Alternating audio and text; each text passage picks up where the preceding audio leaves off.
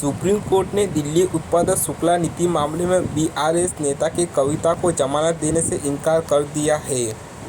BS नेता के कविता को झटका देते हुए सुप्रीम कोर्ट ने शुक्रवार को कथित दिल्ली उत्पादक शुक्ला नीति घोटाले से संबंधित मनी लॉन्ड्रिंग मामले में उन्हें जमानत देने से इनकार कर दिया है।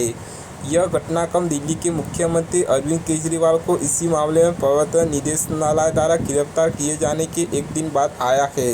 न्यायमूर्ति संजीव खन्ना, न्यायमूर्ति एम एस सूर्यदेशन और न्यायमूर्ति बेला एम त्रिवेदी की पीठ ने कविता को निचली अदालत से संपर्क करने को कहा है और कहा कि यह एक प्रथा है जिसका यह अदालत पालन कर रही है और प्रोटोकॉलों को नज़रअंदाज नहीं कर सकती है। पीठ ने कहा कि नोटिस जारी करें, जवाबी हमला में 6 सप्ताह में दाखिल किया जाएगा, प्रत्युत यदि कोई हो 6 सप्ताह है। याचिकाकर्ताओं के लिए यह खुला होगा कि वह निचली अदालत में जा सकते हैं या जमानत देने के लिए कोई अन्य उपाय अपना सकते हैं। याचिकाकर्ताओं के लिए उपलब्ध सभी दलीलें और दलीलें खुली रखी गई है।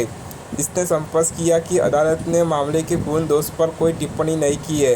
पीठ ने कहा कि जहां तक धन संशोधन निवारण अधिनियम का प्रावधानों को चुनौती देने वाली कविता की याचिका का सवाल है, अदालत ईडी की नोटिस के जरिए कर रही है और इसका जवाब मांग रही है। पीठ ने कविता की ओर से पेश वरिष्ठ अधिवक्ता कपिल सिब्बल से कहा है कि चुनौतियों देने वाली याचिका लंबित मामलों के साथ आएगी। शुरुआत में सिब्बल ने पीठ से कहा कि उनका अदालत से एक अनुरोध है कि उन्हें उच्च न्यायालय जाने के लिए नहीं कहा जाना चाहिए। उन्होंने कहा, कृपया देखें कि हमारे देश में क्या हो रहा है। एक अनुमोदक के बयान के आधार पर लोगों को गिरफ्तार किया जा रहा है। मैं बहुत परेशान हूँ।